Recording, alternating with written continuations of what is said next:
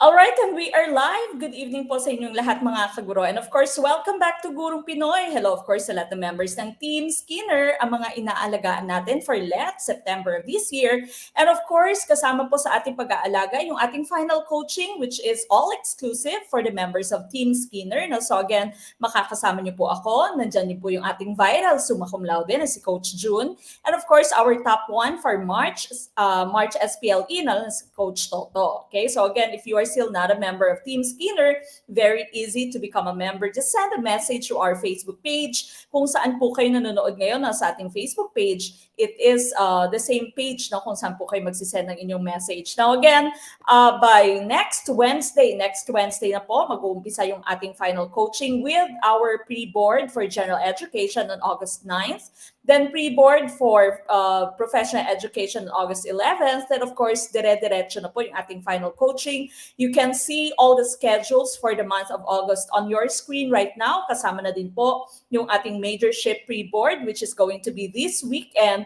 And of course, their discussion would follow for their pre-board. Okay, so as I've mentioned, so August 5 and 6, we are going to have the pre-board for our majorship. Then final coaching schedule can be found on your screen. Then of course, after that, the weekend prior to your LET, meron pa rin po silang final recap that's going to be from September 16th until September 17th. Now, if you will be taking the LET naman po in March next year, the good news is still we have the 50% off. Meron pa rin po tayong 50% off for the members of Team Pavlov. Okay, so again, Team Pavlov, that is our newest team. That's for March 2024. And again, we have 50% off for the first 300 members We still have a few slots left. So again, just send a message through this Facebook page. Now, we also have our final coaching for our CSE ongoing din po. August 5 and 6, you can see the schedule, verbal reasoning, then of course numerical reasoning. And until the day that you take the CSE, kasama niyo rin po yung Gurong Pinoy. Okay? So again, mag-send lamang po na message dito po sa ating Facebook page. Now, if you will be topping the let, no? Pag top 3 ka po, and you are a member of Team Skinner, okay? Team Skinner premium member, or it might be basic for our B.Ed graduates, no? Top 3 would be receiving 100,000 pesos. Top 2 would receive 200,000 pesos. And of course, top 1 would receive 300,000 pesos. So again, become a member of Team Skinner. Just send a message through this Facebook page. Now, tonight's discussion is mid-review part 8. We still have 2 sessions of our mid-review after this session. And of course, this still is for our next September 2023. But before that, of course, let's all have our opening prayer. So samahan niyo po ako mga kaguro.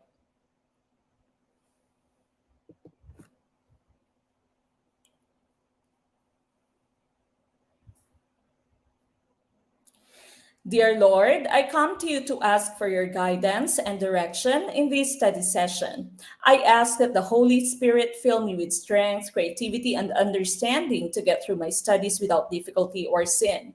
Help me hold my focus and attention. Help me to retain all that I learned. Please make my mind sharp and keep distractions at bay. If any part of my studying is weak or lacking in some way, let it be revealed so that I may correct it. Thank you for this opportunity to learn. Amen.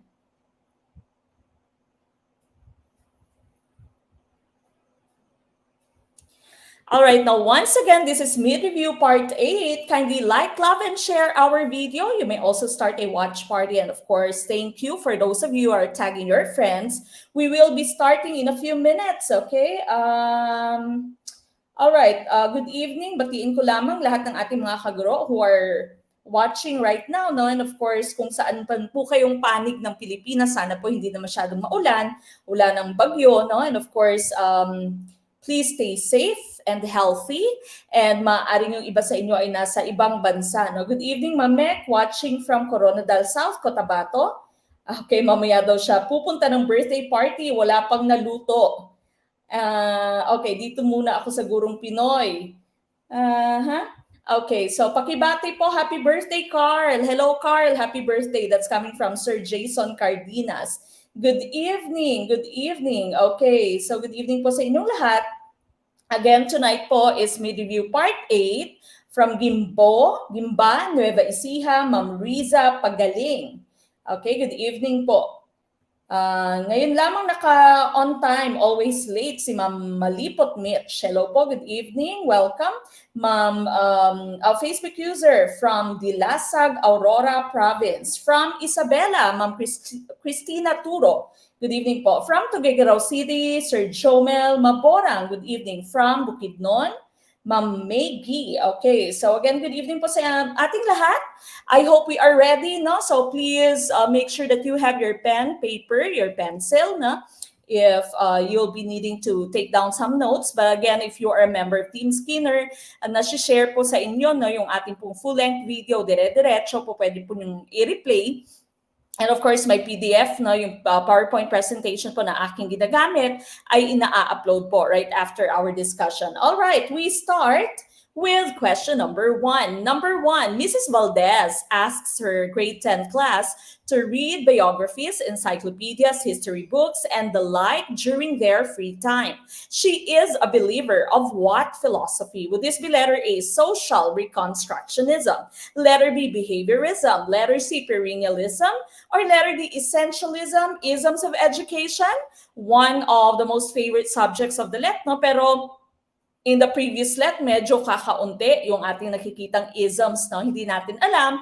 It might appear, no? They might all appear sa ating upcoming licensure exam for teachers. Okay, so again, this is part of your isms of education. As part of your philosophy of teaching, what do you think is the right choice for number 1? Number 1, I see C's. Question number 1, I see letter C. Okay, letter C for question number 1. So here, you have a teacher by the name of Mrs. Valdez.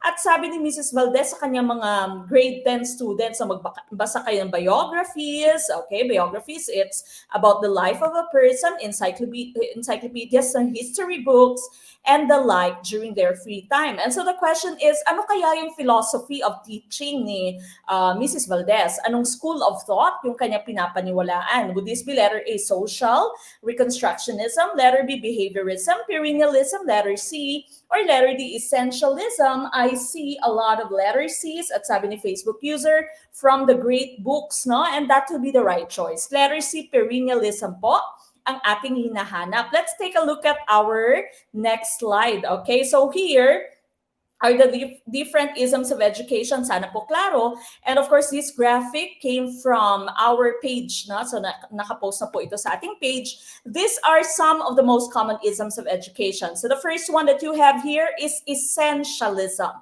Essentialism, ito po yung pinaka-traditional na klase ng school of thought. No? So they believe in the 4 R's. Kaya po tinatawag siyang essential.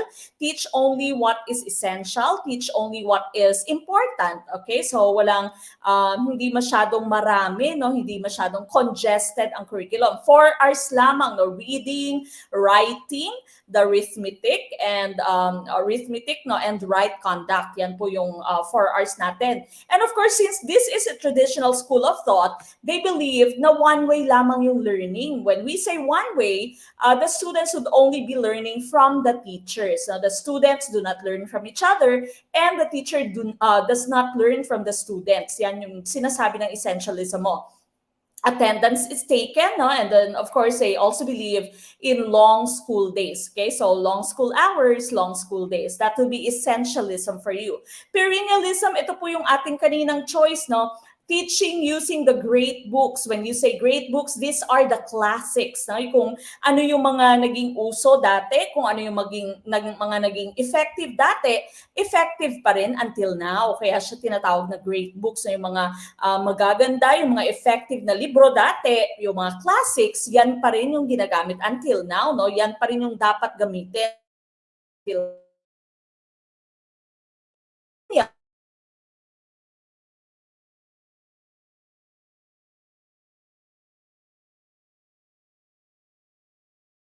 unchanging, no? So unchanging. They believe, no, na unchanging, yung atin dapat teaching, whatever was effective as teaching before, you should still apply those concepts. Okay, now next one, existentialism. Ang existentialism naman, yung focus nila is the student, no, the individual. Okay, individuality, kumbaga. So sabi dito ng existentialism, hindi mo kailangang manduan yung estudyante kung ano yung gagawin niya. The student should have the freedom. The student should have his or her choice. Okay, so autonomy, freedom, choice. Pero kaakibat ng choice na yan, ng freedom na yan, would be the responsibility. So dapat kung ano yung naging choice mo, sabi ng existentialism, you have to take responsibility for whatever effect, no, na ma-cause ng inyong choice. Okay, so that's existentialism. One common outgrowth, no, is existentialism sa ating curriculum are the electives. Diba sa college meron tayong mga electives, makakapamili ka kung aling subjects yung gusto mong i-take, okay? And even sa different strands in the K to 12, okay? So the student has the freedom to maybe take STEM or UMS, okay, or TechVoc, no? So that's existentialism, the freedom, the choice, autonomy, but then again, you have to be responsible for whatever the effect of your freedom, your choice will be. Okay, social reconstructionism, from the term social, society, and reconstruct. No, so the focus of this would be social problems. That's a very common question sa LET. No, palaging tinatanong ano yung focus ng social reconstructionist, and so their focus would always be the social problems, and they'd want to improve the society for something that's better. Okay, so tinuturuan yung mga estudyante, may mga new programs so that the students can change the society into something better. No? So some outgrowths of this will be your NSTP, di ba? Meron tayong mga NSTP, yung war on waste. Okay, so yan po yung ibang iba't ibang outgrowths ng ating social reconstructionism in our curriculum. Hedonism, not too common, hindi masyadong lumalabas ito, but this is the pursuit of pleasure. Okay, so pursuit of pleasure. Meron pa siyang kaakibat na term na merong similar meaning, that's Epicureanism, no? Pero yung hedonism is more specific. Sabi ng hedonism, you have to pursue pleasure. Pleasure is the best source of happiness. Okay, so pleasure is the best source of knowledge or the truth. Yan yung sabi ng hedonism mo. Yung Epicureanism is more like simplicity. Okay, so para siyang mas simpleng hedonism. Hedonism is more specific. Okay, you also have progressivism. Ang progressivism, this is what we are using right now sa ating mga classrooms. Okay, so you have the flipped classroom. When you say flipped classroom, hindi na siya traditional na lecture and then activities. Okay, so ang flipped classroom po, usually yung ginagawa nila, the students would learn from videos sa kanilang schools, and then they would go to the classrooms and then they do the activities. They're on their own. Okay, so mas constructivist channel, so that's progressivism. Individualism is also emphasized. No? So individualism, when we say individualism here, the differences in our learners. No? So emphasizing siya. Three-way learning, we do not only learn from the teacher may also learn from the students, and of course the students can share their thoughts so that they may learn from each other. Of course, there's multiple intelligences from Howard Gardner and inclusivity. No? So, lahat po dapat included sa ating curriculum. Kaya meron tayong mga individual differences na concepts. Dapat isinasaalang-alang mo lahat ng needs ng inyong estudyante. Hindi lamang yung mga magagaling, hindi lamang yung mga bobits, hindi lamang yung average. Kahit yung mga students with special needs, the gifted ones, you have to be concerned with all their needs. Okay, so kaya nagiging superwoman or superman, no, yung ating mga teachers ngayon in our days, no, sa classroom ngayon. Dapat superwoman, superman ka kasi napakarami ng demands. Maliban pa dyan, kapag ka ikaw ay naging public school teacher, ang dami din ng paperwork, di ba? So medyo hagardo si teacher. Okay lang po yan, no? So of course, our public school teachers are very important in shaping the future of our country. No? So mabuhay po lahat ng ating mga public school teachers. Behaviorism, the focus of course is the environment and how it shapes the behavior of the students. Now, so here, students learn by observation, through imitation, reward and punishment are some methods that are used. And of course, there's also the establishment of your classroom routines. The environment plays a very important role in the behavior of the student. So dapat conducive sa learning yung inyong environment. Remember, when you say learning environment, it's not just the physical, okay? Hindi lamang yung arrangement of furniture mo, kung may libro ba, well-lit ba yung classroom mo, no? Well ventilated ba, but even the psychological, the emotional atmosphere are all considered. Okay, so ayon sa behaviorists, the environment, the learning environment is very important in shaping and in the learning of your students. Utilitarianism, this means the focus is the greater good. So sabi ng utilitarianism dito, the more people become happy sa choice na to, then you have to make the choice. Okay, so the more the merrier. Yan po yung sinasabi ng utilitarianism. Alright, so again, these are the most common types of isms that we have. Meron pa pong iilan, no, na wala dito sa ating slide. For example, stoicism. No? Stoic, kapag ka stoic ka naman, ito yung ina-advise ng mga doctors natin for mental health, no, mga professionals natin for mental health.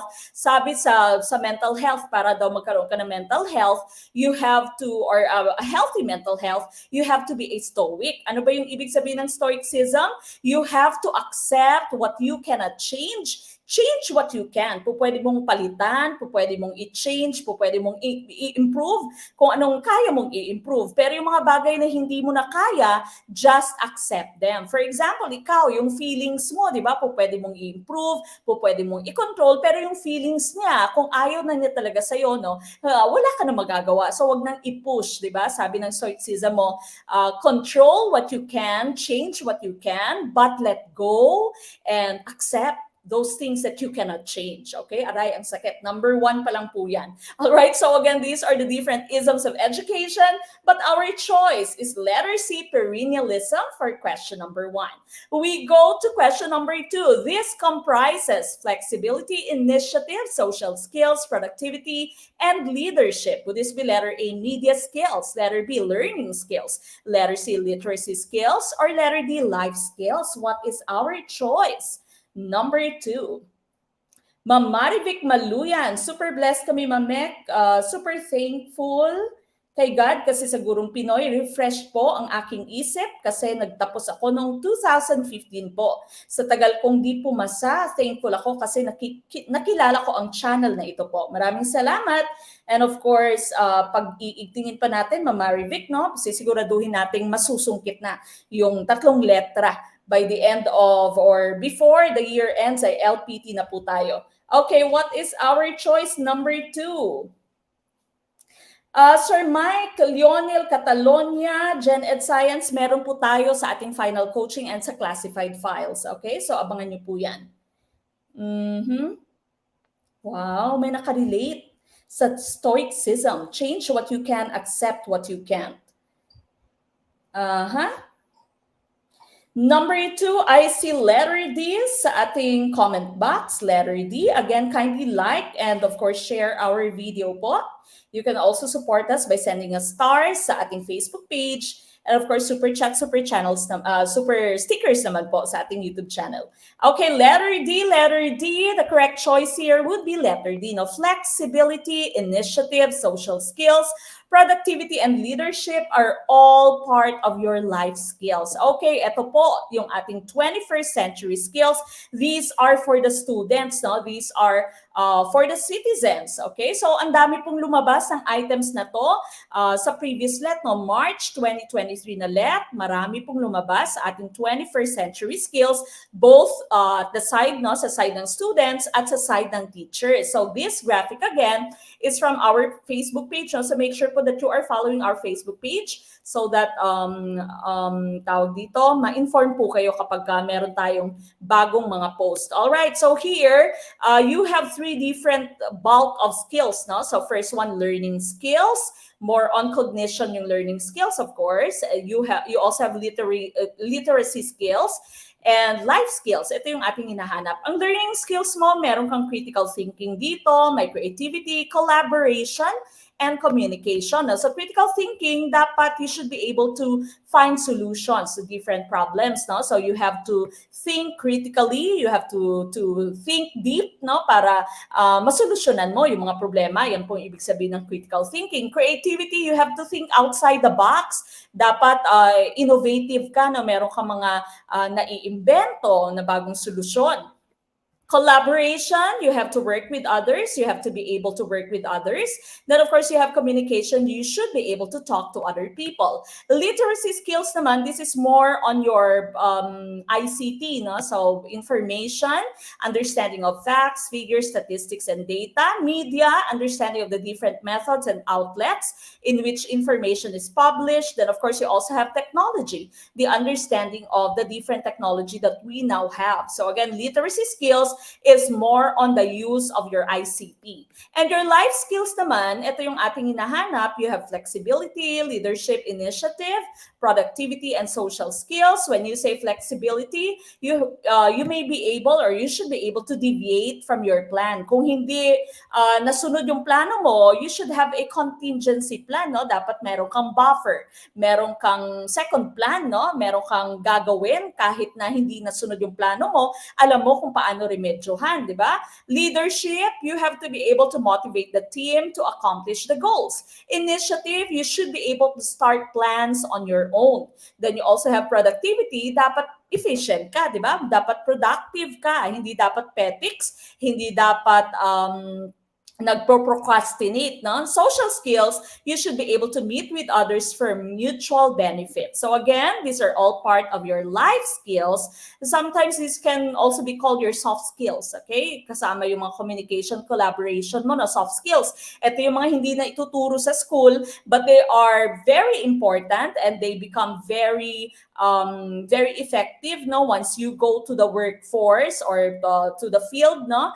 Dapat you should be able to collab, you should be able to manage your time, di ba? Hindi na ituturo sa school, pero dapat meron tayo nito as 21st century students and also as teachers. Okay, so letter D, life skills po ang ating hinahanap. We go to number 3. What kind of parents can most likely foster a sense of responsibility among children? Letter A, autocratic. Letter B, democratic. Letter C, neglecting. Or letter D, permissive. What is our choice? Ma'am Agafe, that one po, yung ang tanong ni Ma'am Agafe, ito po ba ay 21st century skills ng students or teacher? Ito po ay sa students. Meron po tayo later na meron tayong item sa 21st century skills naman ng ating teachers. Okay, letter B for question number 3.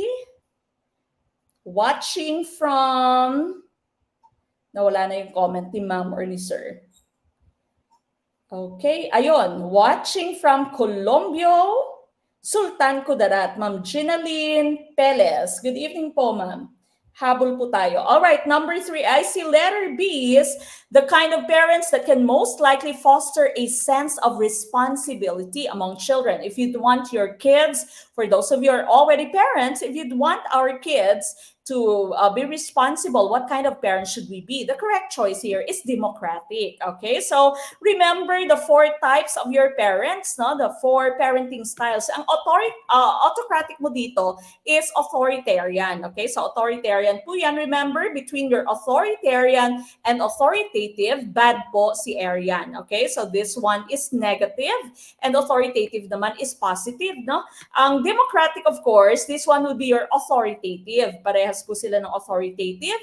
And you also have permissive, no? Permissive, ito yung choice D mo. Ang uninvolved naman, this is your neglecting parents, no? So here, you have the 4 different parenting styles. Magkakaiba po sila in terms of the support they give to the students and also in terms of the demand from the students, no? The demand and the expectation from the students.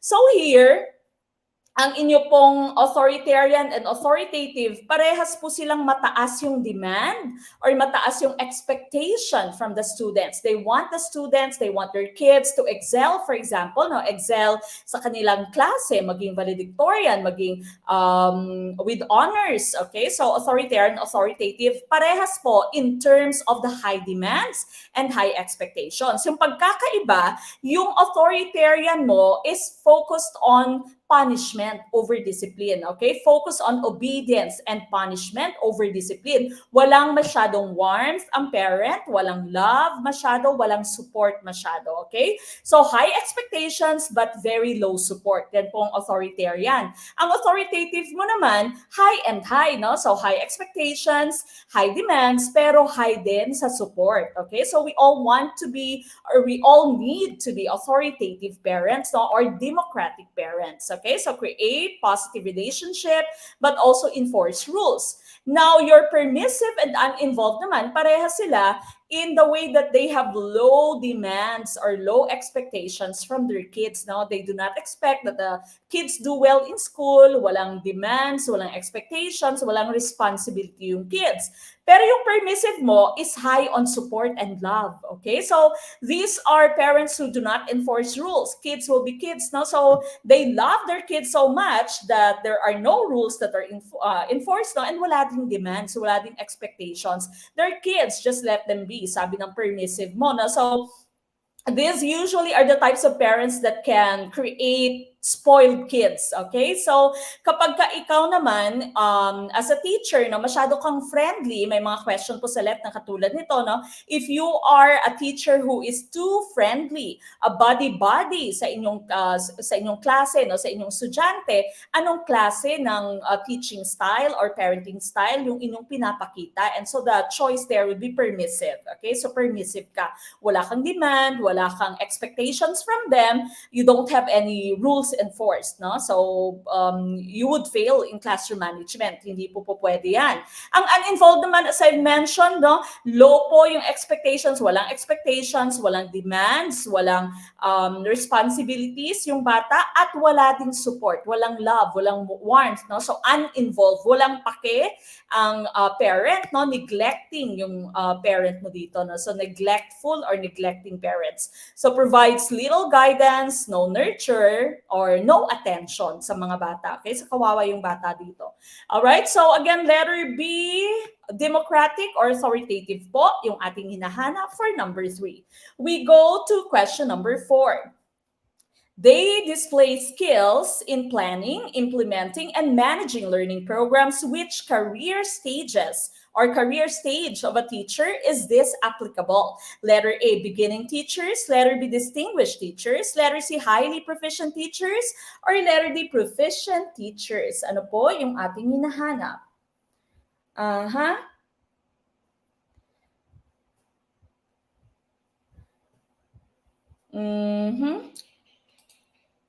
What is our choice for number 4? ICDs. Proficient teachers kaya ang ating hinahanap? Okay.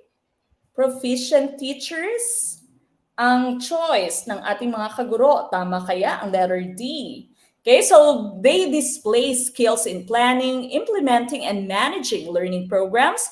What stage of a teacher is this applicable? No? So we are talking about the 4 stages, the 4 career stages here, according to our PPST, no? Yung mas pinaigting na NCBTS. Okay, so kumbaga, ito yung guide ng ating mga guro kung paano maging effective na guro. Okay, so is it the beginning teachers, distinguished teachers, highly proficient teachers, or letter D, proficient teachers? If you are looking at the different levels, no, career stage 1 po ang beginning teachers, then you have proficient teachers as career stage 2, highly proficient as career stage 3, and distinguished as your career stage 4. And the correct choice here is letter D. Proficient teachers ang ating pong tumpak na choice, no? So tama, karamihan sa inyo, dahil letter D ang inyong sagot. Alright, so here are the different career stages. Stage 1 or beginning teachers, no, na-highlight ko po or binold ko po yung ating mga kailangang tandaan. So dito, kapag ka-career stage 1, beginning teachers, ito po yung mga novice teachers natin, yung mga wala pang masyadong experience, neneng-nene, totong-toto, no? So, kumbaga, virgin sa pagtuturo. First year of teaching, okay? So, naka-gain ka lamang ng qualification for entry, okay? So, qualification for entry ka lamang sa pagtuturo, no? So, bagong-bago, fresh na fresh, okay? Understanding, meron kang understanding ng subject na ikaw ay trained, no? So hindi ka pa masyadong eksperto sa lahat or sa ibang subjects, but you already have the understanding of your own subject na kung saan trained ka. Kung for example, major in math ka, major in science, no? So kumbaga alam mo yung mga concepts under your subjects. Now, you also have the requisite knowledge. Na qualified ka pa lamang na requisite, kumbaga basic yung inyong alam. You can already manage learning programs, but you tend to seek advice from your experienced colleagues. Kumbaga, ikaw ang mentee, meron kang mentor. Kasi nga, bago ka, di ba? Baguhan, bagito. Alright? So, that's career, stage 1, qualifications, requisite, understanding of your own subject, manage learning programs, but seek advice from the more experienced teachers. Now, career stage 2, ito po yung ating hinahanap, no? They are already proficiently independent, kahit wala na siyang mentor, no, nakakapagturo na siya. Provide focused teaching programs. Display skills in planning, implementing, and managing learning programs. Ito yung ating hinahanap, no? Ito yung nasa question natin kanina. And also actively engaged in collaborative learning. That means they collab, no? They work together with the other teachers, especially those with the same subjects. Now, tandaan niyo po, ito lagi yung lumalabas sa LET, itong dalawang to, no? So, it's either this verbatim or this button right here, verbatim. Okay? So, usually yung nagiging sagot is career stage 2 or proficient teachers. And they're also reflective practitioners. They reflect upon what they have learned. They reflect upon their abilities, no, as a teacher. So, they are independent, kahit wala ng mentor. They can provide focused teaching programs, display skills. Kumbaga, kahit papaano meron ka ng alam, maaaring nasa second year of teaching, third year of teaching ka, you can collab with your co-teachers, especially with the same subject matter, you know, and you reflect on your practice as a teacher. Okay, career stage 3 are highly proficient teachers, consistently display a high level. Ayan na, mataas na yung level ng kanyang performance. In-depth and sophisticated na, no? Meron na siyang mataas na cognition, nakakapag-solve na siya ng mga problema sa teaching field. They can provide support, no, and mentoring. So ito yung mga nagiging mentor natin. No? So pinakaunang stage kung saan po pwede ka nang maging mentor is career stage 3. And they still continually seek to develop their teaching, okay, their professional knowledge, okay? So high level, in-depth and sophisticated na cognition, kumbaga magaling na, no, yung career stage 3 natin, can provide support and mentoring and continually seek to develop. And of course, ang rurok ng tagumpay, no, yung ating career stage 4 or distinguished teacher. Sino yan? Toto KBL Neneng Nene. Okay. Highest standard, exceptional capacity, di ba? Bonggang-bonggang teachers na ito. Leaders, lifelong impact, consistently seek professional advancement, and of course, they have very deep commitment towards teaching as their career, their profession, and of course, their vocation. Okay? So, rurok ng tagumpay na bilang guro ito. No? So, ito yung may mga awards na, may mga medals nating mga teacher. But of course, career stage 2 po yung ating hinahanap sa ating question. Okay? So, letter D, ang ating pong tumpak na choice. We go to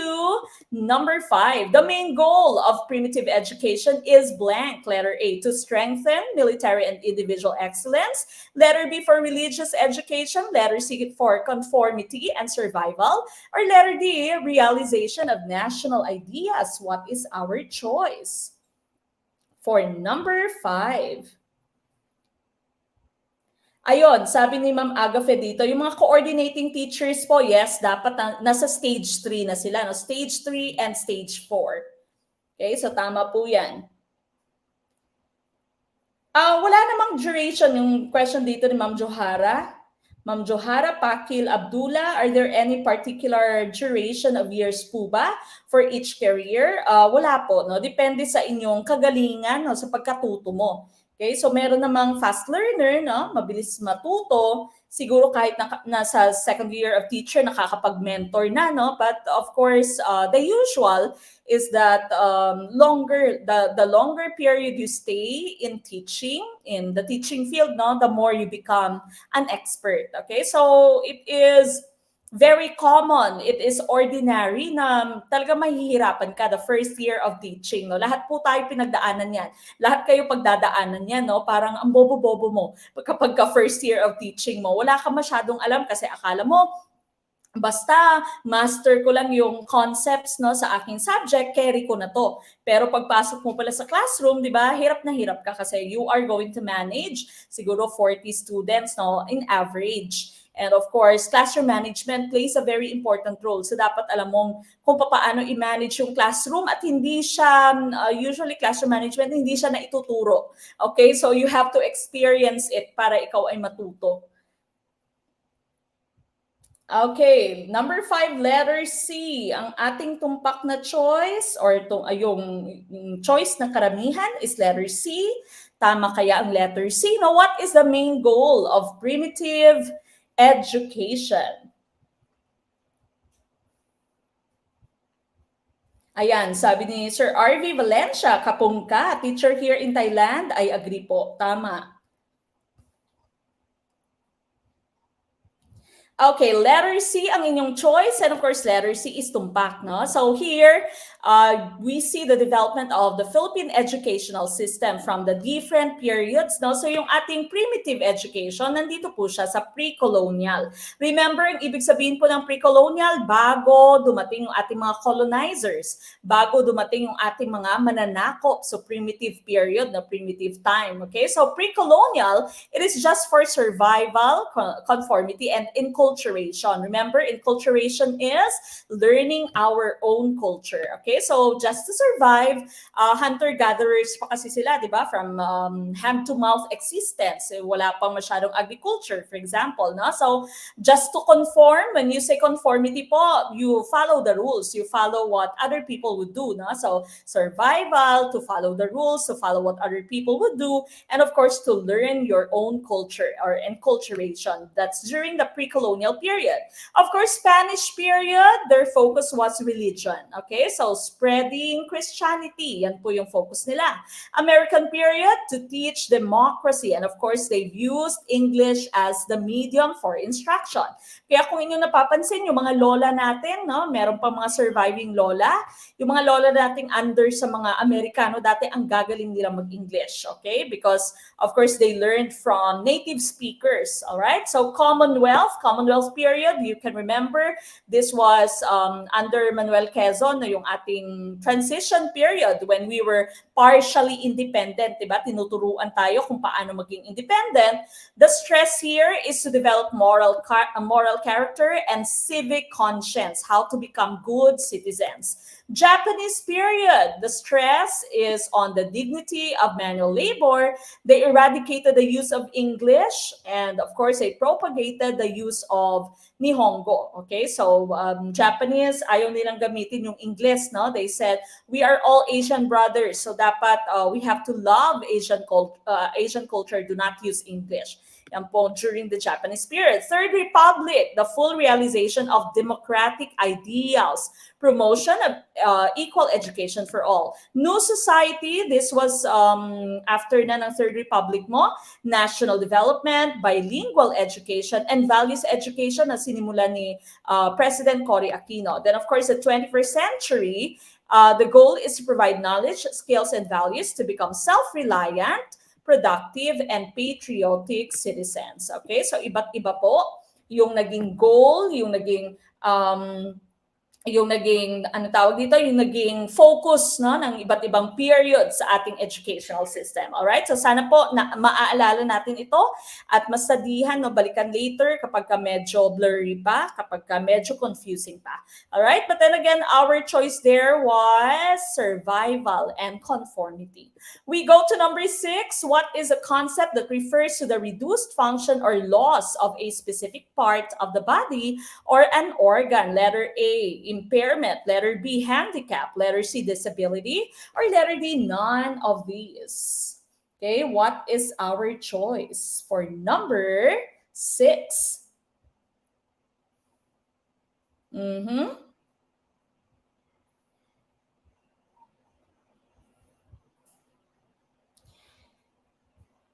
Ma'am Catherine Sasil, good evening po.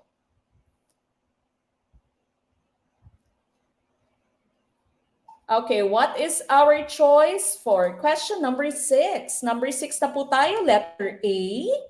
Letter A kaya ang ating choice? Meron na mga nagtatanong about pre-board, okay? Meron na mga tawag dito, meron na mga excited for the pre-board, no? So next week na po yan. Kung hindi ka pa po member ng Team Skinner, humabol na po, no? Meron po tayong full membership. When you say full membership, no, mababalikan niyo po lahat ng ating videos from the orientation since May. Since tayo ay nagsimula for September na let, no? Kapag ka-final coaching naman, from pre-board lamang po until the final coaching discussion. Okay, number 6, what is the concept that refers to the reduced function or loss of a specific part. Ayan po yung inyong hint. Specific part of the body or an organ. The correct choice here is letter A, impairment. Okay, so impairment po ang ating hinahanap. So ito po, no, galing of course sa ating page, you have impairment versus disability versus handicap. When you say impairment, it affects an organ or a body part. Okay, so body part or organ, that will be called impairment. Ang disability is from the term, no, wala kang ability to do something, no, or it might be tawag dito may limited yung ability mo to do something because of an impairment. So inability to do something because of an impairment. Handicap naman is a disadvantage to an impairment or due to an impairment or a disability. Meron kang disadvantage sa society, for example, because you have an impairment or you have a disability. So you have your examples here sa bottom. I hope you can see it. When you say visual impairment, this means you have a defective eye. Okay, remember impairment, it affects an organ, a specific body part or an organ. Okay, so visual impairment means you have a defective eye. Yung eye mo, no, that important organ or part of your body is affected. Visual disability means having an abnormal eyesight. You cannot see well because you have an impairment of your eye. Okay, so that's visual disability. A person with visual handicap naman may have a visual impairment or is visually disabled. Okay, so remember, ang inyo namang handicap is caused by an impairment or a disability. So here, letter A lang po ang ating hinahanap, specific part, that would be impairment. Okay, we go to number 7. Teachers do not just have the head, but also the heart to teach. This describes letter A, multi-skilled, letter B, self-directed, letter C, high emotional quotient or EQ, or letter D, lifelong learner. Okay, what is our choice? What is your choice for number 7?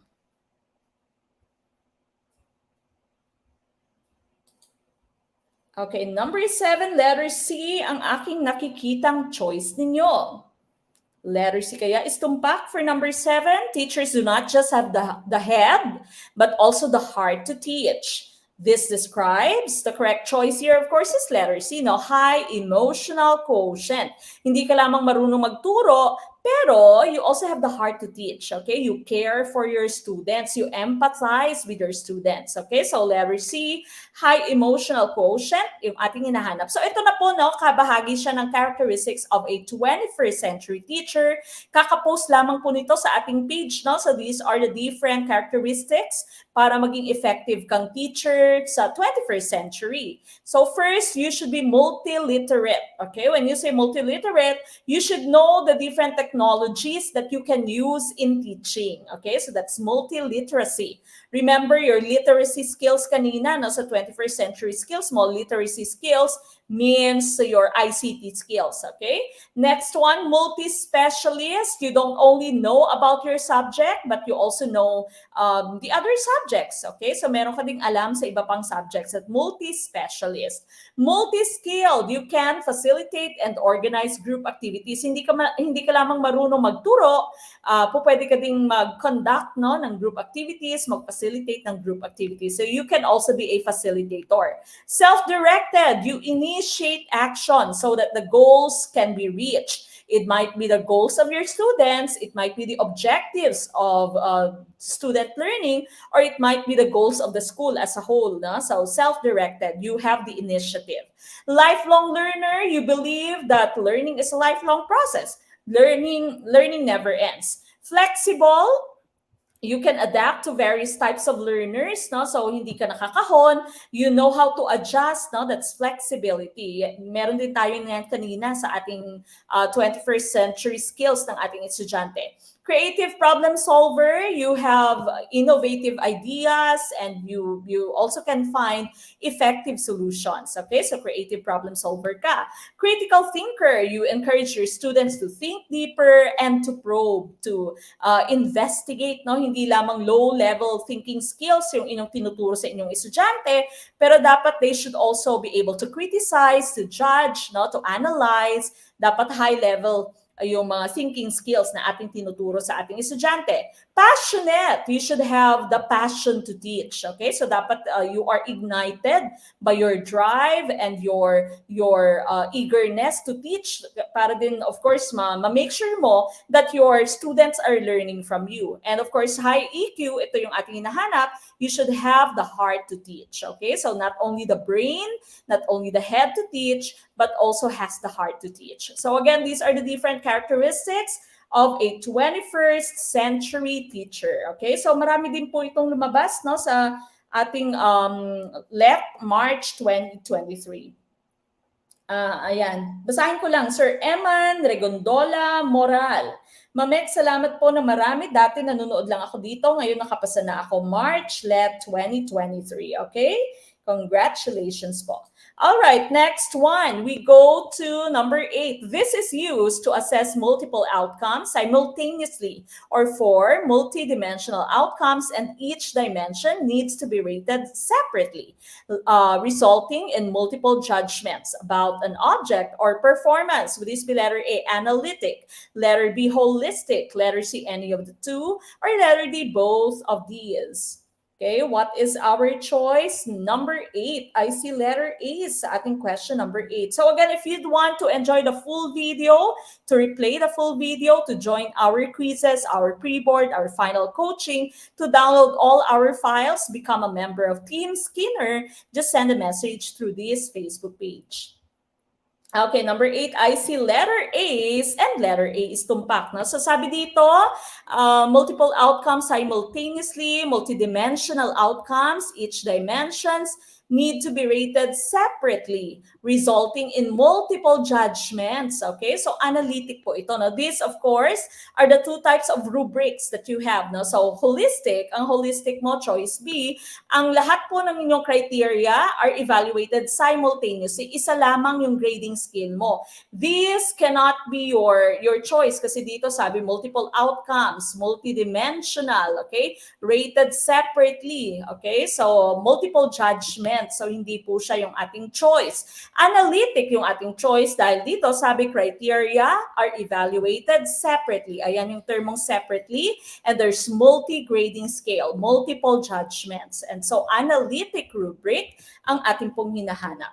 We go to number 9. It is an impression that one is capable of performing in a certain manner or attaining a certain goal, no, or certain goals. It is a belief that one has the capabilities to execute the courses of actions required to manage prospective situations. Letter A, self-care. Letter B, self-sustainability. Letter C, self-attainment. Or letter D, self-efficacy.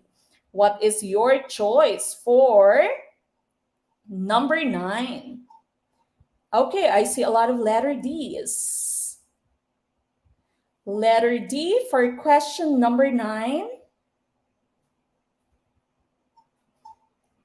Pag meron na pong learning plateau, no, si Ma'am Catherine Sasil, sabi niya medyo may learning plateau na po ako, no, take some rest po. Mag-rest po muna. Okay, common question sa LET, no? What to do during a learning plateau? If it is you that is experiencing learning plateau, no? Kung ikaw po yung nakaka-experience ng learning plateau, pag sinabi po natin learning plateau, kahit na anong basa mo, anong try mong mag-review, wala nang pumapasok, no? Kasi congested na, kasi information overload ka na, pagod ka na, no? So, pagod na, haggard na yung beauty mo.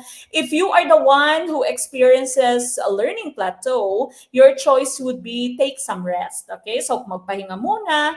So, hindi po, tawag dito, kaya po tayo, as you can see, no, or as you may have noticed, hindi po masyadong mahaba yung ating mga sessions because of course we don't want you to also experience learning plateau. Okay, so shorter period, no? Kahit dati yung majorship natin tag 2 hours every session, pero yung students yung nag-request na wag nang gawing 2 hours. Okay, kasi medyo mahaba, nahihirapan sila, no? Hindi na nakakapag-absorb ng information. So what you do if you experience a learning plateau is you take some rest. Okay, so rest muna. If the students are the ones who experience a learning plateau, what you do as a teacher, no, common question po ito sa LET, is that you change your technique. Okay, so change your strategy. Ibahin mo yung inyong activity. Okay, so yan po yung ating magiging choice. Okay, it is an impression that one is capable. Ang impression mo na kaya ko to, no? Kaya ko yan self. The belief that one has the capabilities to execute the courses of actions. The correct choice is letter D, self-efficacy. Okay, self-efficacy ang ating pong tumpak na choice. This, of course, was by Albert Bandura, the same person who gave you social learning, no? Social learning theory. Sabi ni Albert Bandura, people are inclined to succeed if they have confidence in their ability. So ikaw, kung gusto mong makapasa, no, para makapasa po tayo sa licensure exam for teachers, you have to be confident that you would pass. You have to be confident that you have the capacity, you have the ability, you have the right tools to pass the LET. And how would you do that? How do you become confident? Of course, become a member of Gurong Pinoy's Team Skinner. Wow, naipasok. Okay, na segue. Okay, so yan po yung sabi ni Albert Bandura, people are inclined to succeed if they are confident that they will succeed. No? So here you have the 5 different factors that may enable you to improve your self-efficacy. Unang-una, performance experience. Whatever happened in the past experience, no, it can boost your confidence. Ay, napagdaanan ko na to. Ay, nagkaroon na ako ng heartache, no? Nagkaroon na ako ng first love. Na-hurt na ako dati, no? So medyo hindi na ako masyadong ma-hurt ngayon. Okay? Kaya ko na to. Yan yung sabi ng performance experience. Vicarious experience, this is only by observation. No? Hindi ikaw yung naka-experience, experience siya ng ibang tao, pero natuto ka from their own experience. Social persuasion, coaching and feedback. Kunwari, kagaya ng ating ginagawa, di ba? Coaching, feedback, that's social persuasion. Kaya mo yan, sige lang, okay lang yan. Kahit ligwak, no, move on lang kaagad. Review lang ng review, okay? So that's social persuasion.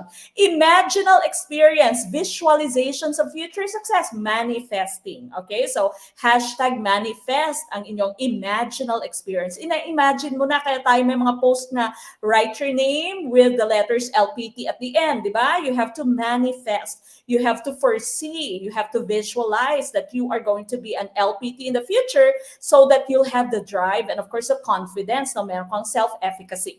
Now, physical and emotional states, experience of physical and emotional sensations. Depende, no? Minsan, mas ginaganahan kang mag-aral, okay, yan, no?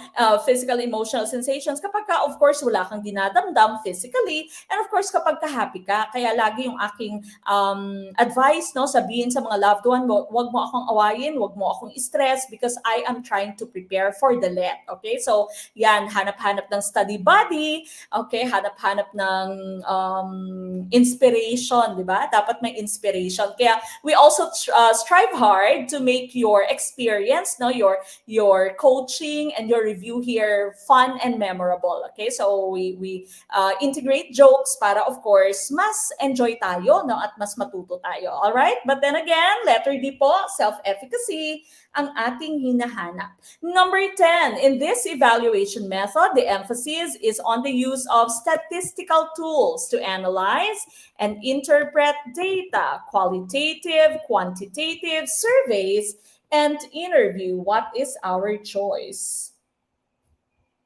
Okay, what is our choice for number 10?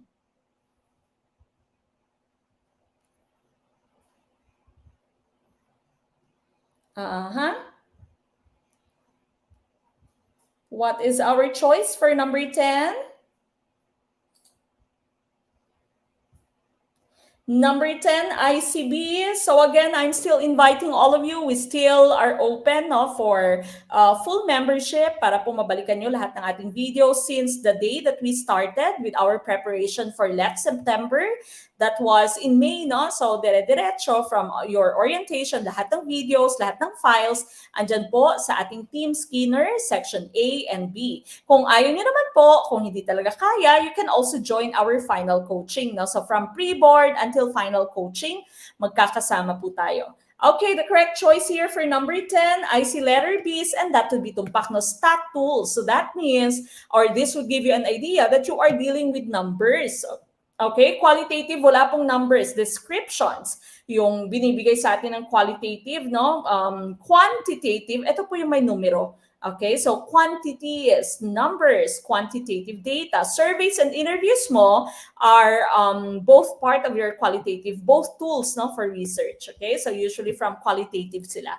All right, we go to number 11. This component of the CIPP model determines how resources are utilized to achieve program objectives and goals. Letter A, context evaluation. Letter B, input evaluation.